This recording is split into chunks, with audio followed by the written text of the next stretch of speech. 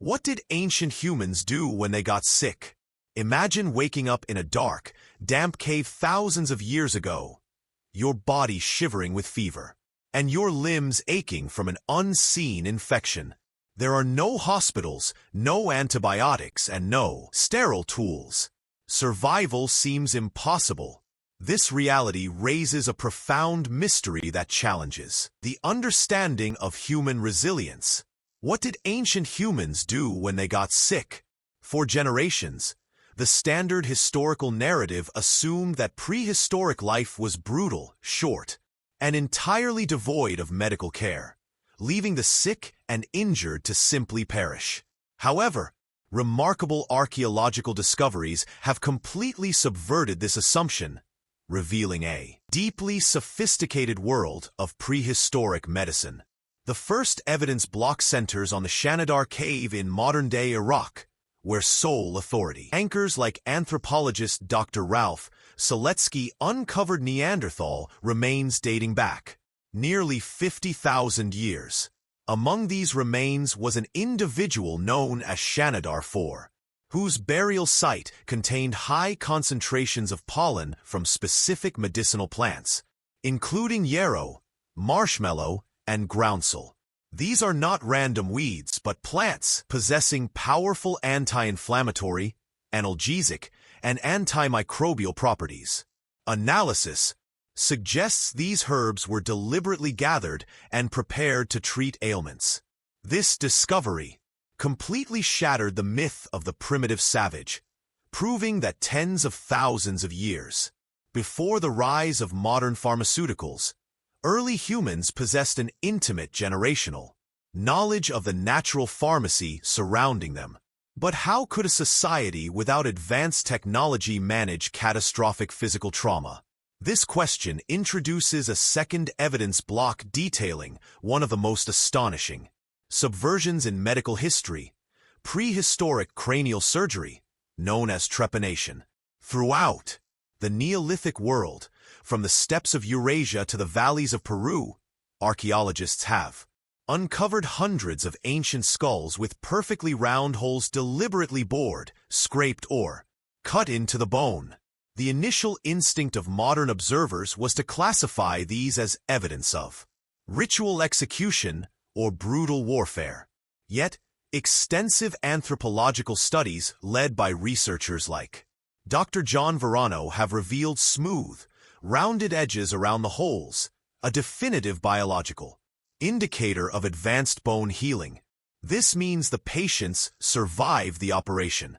In fact, survival rates for Neolithic trepanation in certain regions exceeded 70%, a figure far superior to the survival rates of surgeries performed in European hospitals during the American Civil War. Thousands of years later, prehistoric healers successfully relieved cranial pressure from traumatic injuries using nothing more than sharpened flint, obsidian, and obsidian blades, practicing a highly disciplined form of neurosurgery. Further evidence of prehistoric medical ingenuity is found frozen in time within the Italian Alps, when the 5,000-year-old mummified remains of Otzi the Iceman were discovered. Researchers found a leather pouch fastened to his belt. This pouch served as a prehistoric first aid kit. Inside, authority analysis by the URAC Research Institute identified samples of birch polypore fungus, a well-documented natural laxative that contains toxic oils lethal to intestinal parasites, alongside traces of moss used for wound dressing. Examination of Otzi's gastrointestinal tract confirmed he was suffering from a severe whipworm infection at the time of his death.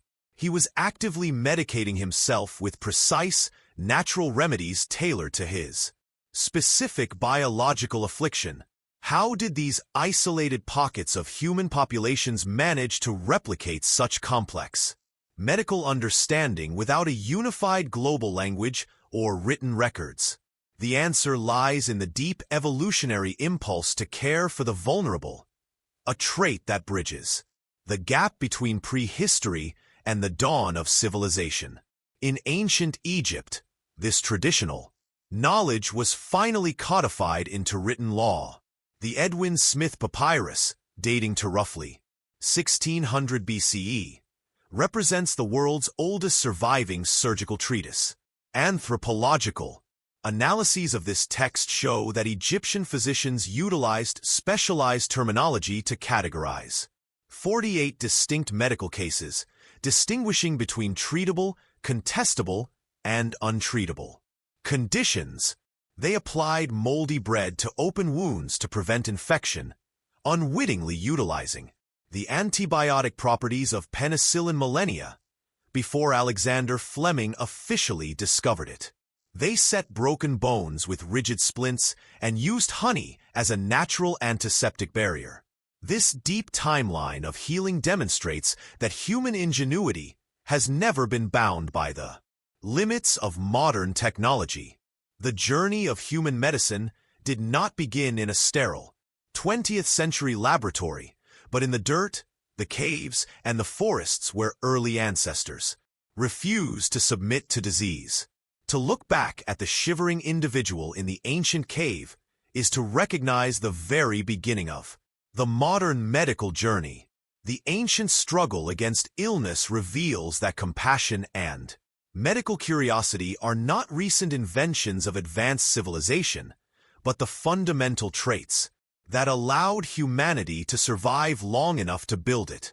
While the tools have evolved from fractured flint to robotic scalpels, the underlying instinct remains identical. When faced with suffering, humanity heals.